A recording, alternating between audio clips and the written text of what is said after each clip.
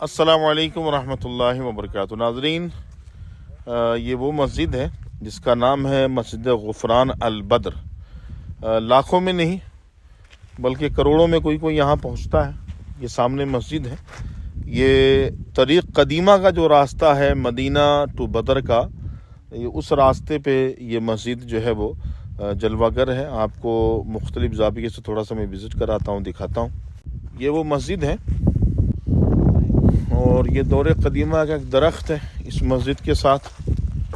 یہ دیکھیں، ابن زبالہ کی جو روایت ہے، اس روایت کے مطابق سید عالم صلی اللہ تعالیٰ علیہ وسلم نے صحابہ بدر کے ساتھ یہاں قیام پذیر تھے اور اس مسجد کے اندر حضور نے نماز پڑھائی تھی۔